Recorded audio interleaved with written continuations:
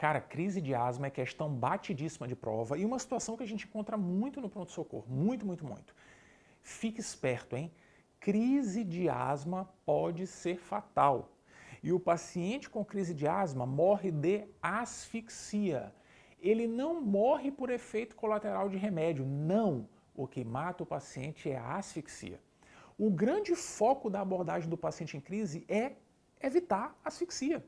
É tirar o paciente da situação angustiante de broncoespasmo, entendeu? Ai, Fabrício, mas isso aconteceu porque alguma coisa exacerbou a inflamação que o paciente já tinha. Eu quero tratar a causa. Não.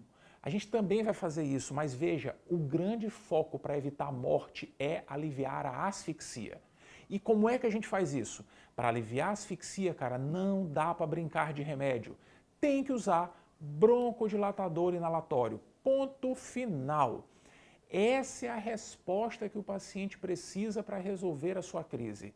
Broncodilatador inalatório. E a gente sabe também que o fármaco que faz a diferença nesse cenário é o beta-2 agonista. Ele, de longe, é o broncodilatador mais potente que nós temos. E é um fármaco extremamente seguro, mas muito seguro. Quando a gente utiliza, tem que utilizar nas doses adequadas. Não pode brincar do remédio. E não tem que ficar achando que eu vou usar um outro aqui junto para melhorar. Não, senhor. Outros broncodilatadores, como os anticolinérgicos, já discutimos isso na live, né? Tem uma potência muito menor que o beta-agonista, cara, mas muito menor. É inaceitável que a gente centralize a conduta no anticolinérgico. Não tem que priorizar beta-agonista. Ai, Fabrício, não, mas o paciente vai ficar tremendo, ele vai ficar taquicárdico, ele já está taquicárdico, vai ficar mais... Cara, pode parar. Para com isso. Para. Tem que tirar o cara da asfixia. Beta-agonista, ponto final. For crise de asma, beta-agonista. Acabou-se a conversa. Para, por favor. Pior é não tratar. O cara vai só piorar progressivamente. Essas manifestações que trouxeram o cara no pronto-socorro não foram culpa do remédio, cara. Foram culpa da doença. Eu tenho que tratar a doença, concorda? Ataque cardíaco que o paciente tem quando chega no pronto-socorro faz parte da crise. Por sinal, quanto pior a crise, mais intensa será a ataque cardíaco. Sim. Lembra por que isso acontece? Fisiologicamente, é muito simples de entender. O indivíduo tem broncoespasmo, não é não?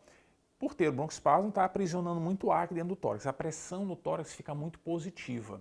Como a pressão no tórax fica positiva, isso dificulta o retorno venoso. O sangue não consegue retornar para o coração, porque a pressão aqui está alta, né?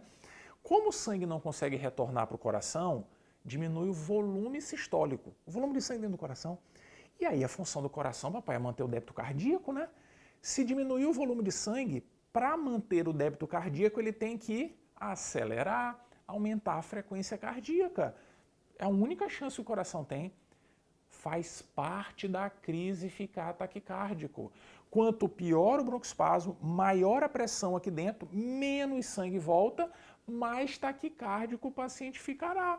Sabe qual é o resultado disso? Se a gente der o beta-agonista, a tendência é que alivie o broncoespasmo, diminua a pressão intratorácica e a frequência cardíaca vai reduzir. Ai, Fabrício, isso é muito bonito, tô falando, mas lá o coração falta soltar pela boca. Conversa, isso já foi estudado, cara. Os pesquisadores deram doses extremamente elevadas de broncodilatador, de beta-agonista em 1 hora. Doses muito mais altas do que a gente usa, mas muito mais altas. O que eles viram? Que a frequência cardíaca não só aumentou, como diminuiu. Beleza? Então, muita atenção. O que faz o coração acelerar é a crise de asma. O remédio pode ter esse efeito, tá? Pode sim. Mas veja, na crise, o remédio vai ajudar, vai aliviar o broncoespasmo e a frequência cardíaca vai reduzir progressivamente. Então, não existe contraindicação baseada em frequência cardíaca para o uso dos beta-agonistas. Não existe. Parar de usar e ficar usando anticolinérgico está errado. O beta-agonista age muito mais rápido, em 5 minutos já está agindo e é muito mais potente. O anticolinérgico é muito mais lento, 30 minutos, 1 hora e muito menos potente. Então não vacile. Chegou no pronto-socorro, beta-agonista em doses adequadas. Tanto faz dar em bombinha ou dar em nebulização. Tanto faz, sabe? Não tem muita diferença não. O importante é dar o remédio. Tem alguns pacientes que chegam no pronto-socorro com sintomas, a gente dá o bronquidilatador e ele fica ótimo, sorrindo, contando piada, e ele não estava mal não. Na verdade, ele teve sintoma, ele tem uma doença crônica, né? Ele teve sintoma e foi no pronto-socorro, entendeu? Se o cara chegar lá bonzinho, doutor, eu vim aqui porque tá achando um pouquinho o peito e tal, a gente fizer uma nebulização, tudo se resolveu, o cara tá ótimo e tal, isso não foi nem crise, cara, entendeu? Tem casos assim que chegam no pronto-socorro, o cara só chegou com um pouquinho de sintoma, a gente tratou, ele vai voltar ao tratamento habitual, porque eu estava sem a minha bombinha, passei aqui para usar um remédio, entendeu? Esse aí não é a crise é quando o paciente não estiver bem.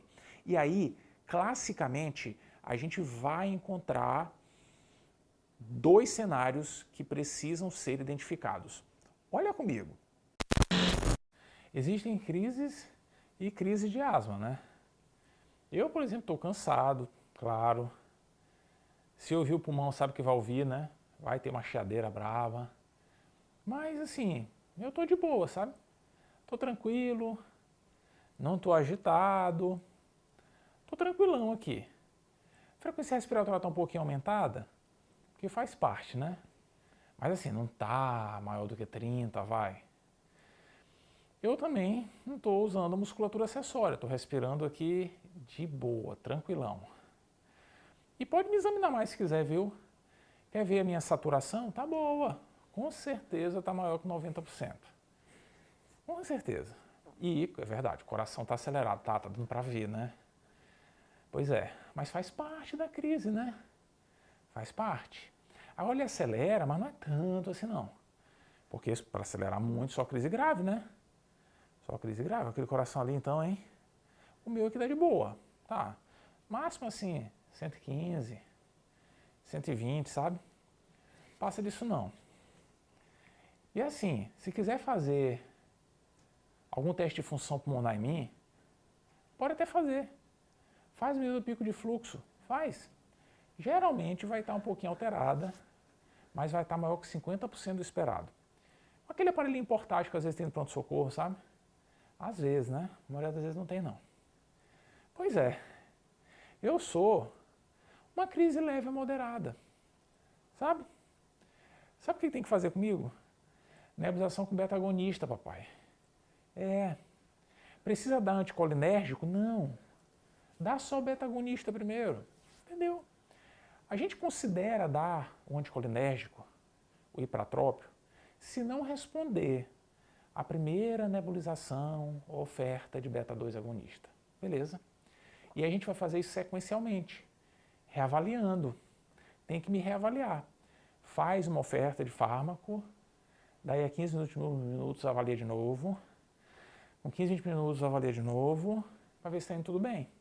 Mas não demora não, porque o cansaço vai aumentando, sabe? Eu estou em crise. Por sinal, pode até me dar uma dose de corticoide já se quiser, viu? Pode ser oral, porque tanto faz oral e intravenoso começa a agir no mesmo tempo. Dá uma dose de corticoide, 40, 50 miligramas de prednisona, vai. Mais ou menos isso para todo mundo, regrinha básica. E eu vou precisar usar isso por alguns dias para controlar a inflamação. Mas pode começar. Agora não inventa moda não. Negócio de sulfato de magnésio, xantina, fala sério. É beta-agonista aqui, minha crise é de boa. A tendência é que eu melhore. Beleza? É isso que tem que fazer comigo. Minha crise é grave. Só falo palavras. Tô agitado.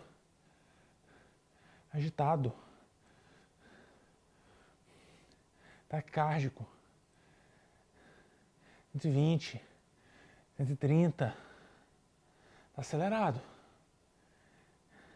É a crise, né? Taquipneico. 30, 40. Músculo acessório. Tô ruim. Muito bronquidilatador. Associa logo. Beta-agonista e hipratrópio. Dá corticoide. Oral. Ou intravenoso.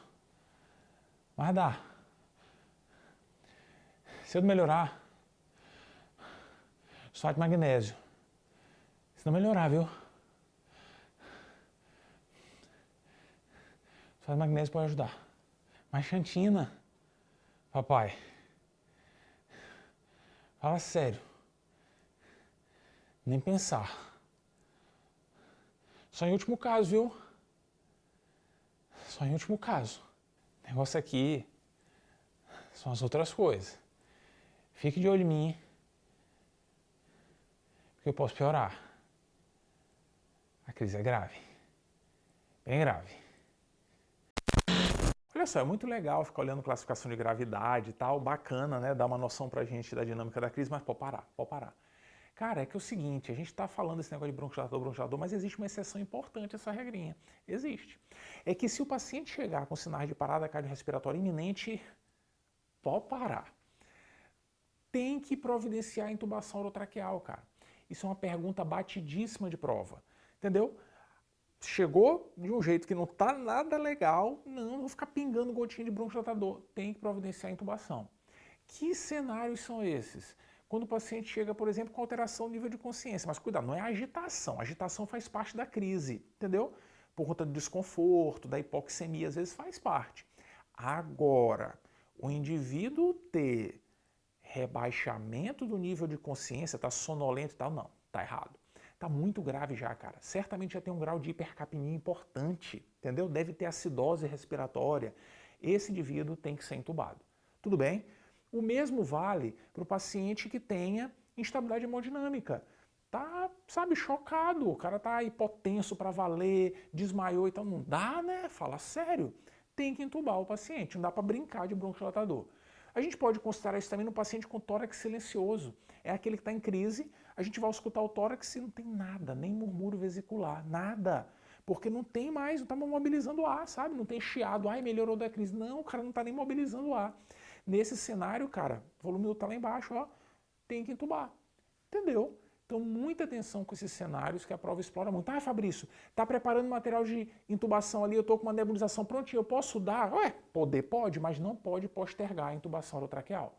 Tudo bem? Depois que entubou, a gente vai dar o bronquidilatador pelo sistema do aparelho. Facinho, facinho de fazer isso, entendeu? Então, depois a gente vai fornecer o bronquidilatador. Fique esperto em relação a isso. E aí, cara, é importante que às vezes na prova de especialidade aparecem algumas perguntinhas sobre o detalhe da ventilação mecânica na asma, né? E aí tem duas coisas importantes, duas. Uma é sobre o agente que a gente vai utilizar na sedação e tal, e outra é sobre a ventilação em si. Então, fique esperto.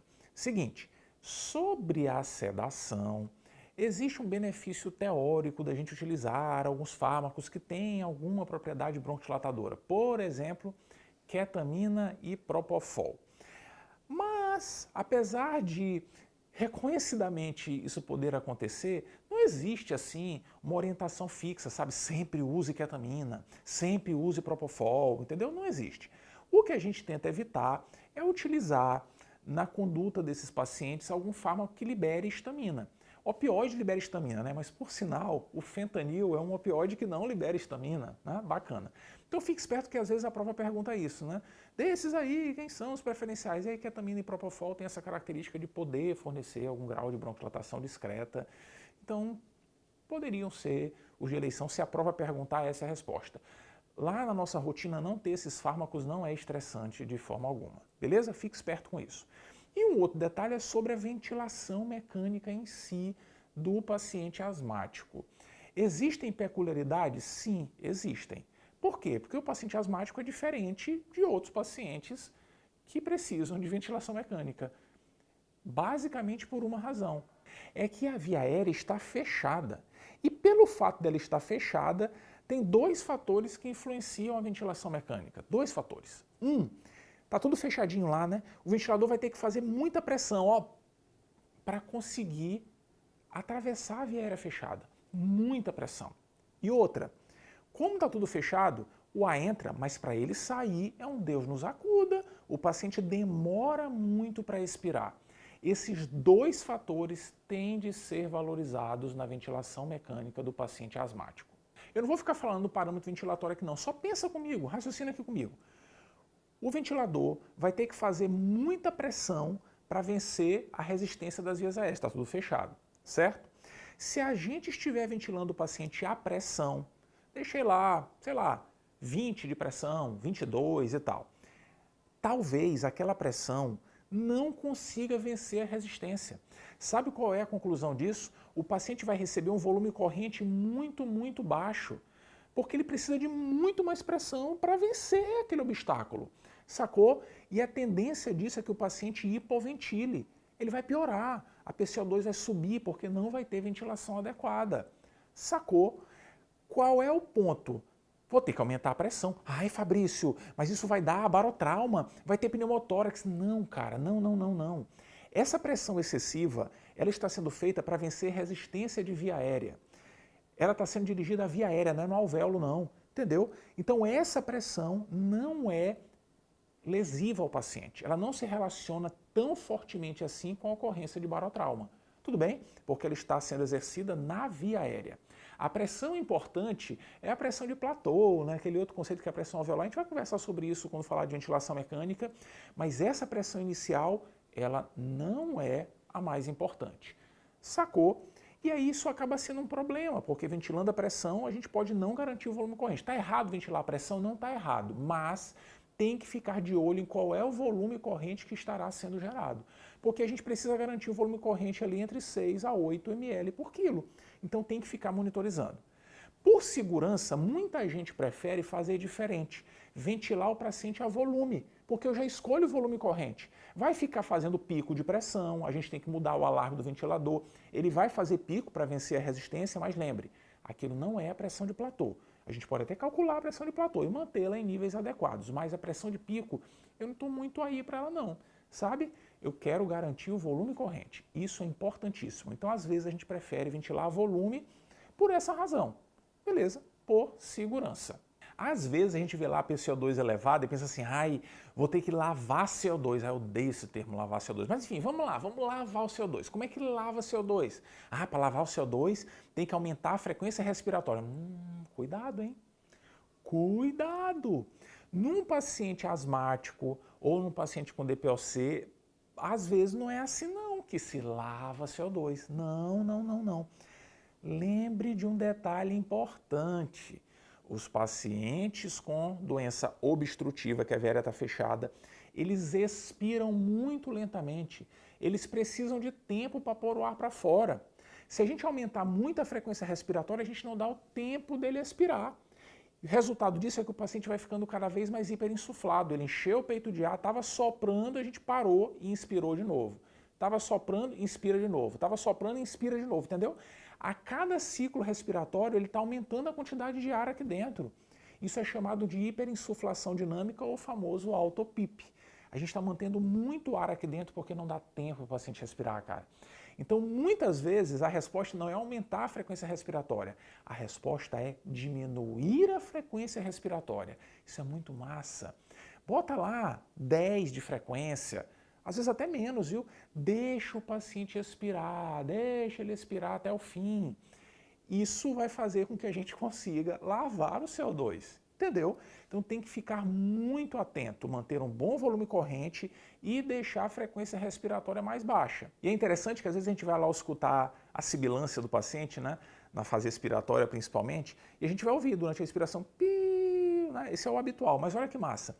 É que se a gente estiver terminando a expiração do paciente antes do tempo, o sibilo é cortado pela metade. Porque o certo é o sibilo ir desaparecendo e sumir durante a expiração. E aí o aparelho vai disparar e iniciar outro ciclo, entendeu? Quando a gente está terminando a expiração antes do tempo, a frequência respiratória não está ideal, acontece assim com o sibilo. O aparelho já vai disparar para iniciar o próximo ciclo, entendeu? Isso é um indício de que talvez o paciente esteja ficando hiperinsuflado. Para resolver isso é só calcular o autopip e a gente vai conversar isso num outro momento, quando estiver falando de ventilação mecânica. E a PIP, só para ficar parte dessa discussão, lembrar que a PIP vai ser sempre a menor possível, né? A regrinha é começar com 5 de PIP e a gente vai ajustando conforme a hiperinsuflação. Vai conversar sobre isso no outro momento. Beleza? Então fique esperto com os agentes broncodilatadores e com a regrinha geral do indivíduo com broncoespasmo. Muita atenção ao volume minuto, muita atenção ao volume corrente, muita atenção à frequência respiratória para não terminar a expiração antes do tempo, beleza?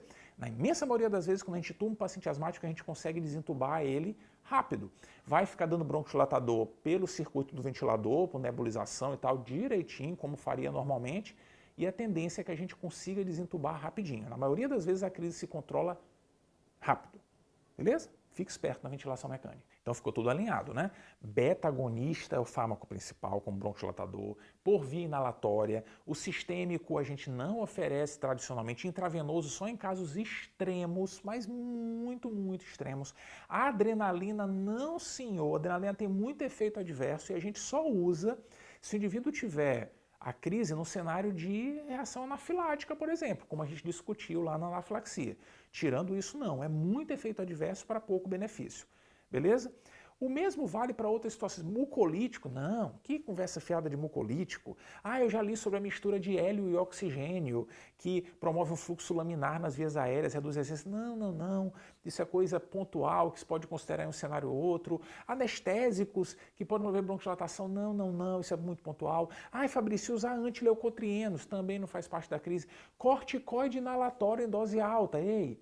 Pode até ser que ajude em pacientes com crise grave, viu? Dar doses altas de corticoide inalatório, mas isso ainda não está implementado rotineiramente, beleza? Então, na prática, a gente não fica insistindo muito nisso. Ai, xantina, já conversamos. Xantina, não, né? Xantina, não. Só em situações também, assim, extremas é que a gente eventualmente pode ponderar. Então, olha só, foco na asfixia, beleza? Foco total. Tem que controlar a inflamação, né? Então o corticoide estará indicado e a recomendação é que a gente use por um período aí, 7 dias de corticoide, sabe? Usar 10, 14 dias, isso não ajuda muito não, mas 5, 7 dias geralmente tem um benefício e o paciente indo para casa vai ficar usando corticoide sistêmico por esse período. Agora, muita atenção, muita atenção. Além disso, a gente precisa ficar esperto com o desencadeante. Por que o cara teve crise? Ah, Fabrício, já sei, vou dar antibiótico. Não, senhor. Ei, antibiótico no chute para a crise de asma, de jeito nenhum. A gente só vai dar antibiótico se a gente tiver uma evidência clara que tem infecção bacteriana. Por exemplo, pneumonia, quadro e mancha no pulmão. Entendeu? Ah, então preciso fazer radiografia de tórax. Todo mundo, não, não, não, não, não. Só se a gente tiver uma suspeita clínica clara que talvez seja infecção bacteriana. O cara não está bem, toxemiado, febrão, sabe? Aí tudo bem. Se não tiver evidência de infecção bacteriana clínica, não vou nem pedir exame, ou se eu pedir o exame e vier normal, nada de usar antibiótico, nada. Na imensa maioria das vezes o cara exacerba por infecção viral. Cruzar os braços que a coisa melhora, entendeu? Mas é importante checar se não teve exposição a alérgeno, se ele não estava deixando de tomar o remédio, entendeu? Tudo isso é importante porque a gente precisa alinhar isso para o segmento do paciente. É fundamental que a gente considere aumentar um pouquinho o esquema terapêutico do paciente que ele vem usando tradicionalmente. Isso a gente já faz na emergência. Se o cara não estiver usando nada, a gente vai começar o tratamento dele com corticoide inalatório e tal, igual a gente discutiu quando falou de asma, tratamento ambulatorial. Se ele já vinha utilizando, a ideia é aumentar um pouco o tratamento dele, subir um degrau na escada terapêutica e aí o paciente vai ser reavaliado ambulatorialmente depois de 3, 4 semanas, beleza? Isso é fundamental. A prescrição na alta é importantíssima para evitar que o paciente volte, daí algumas horas ou alguns dias, em crise novamente. Isso é fundamental. Fique esperto. Cai muito na prova, aparece muito no nosso dia a dia. Temos que abordar adequadamente um paciente asmático em crise.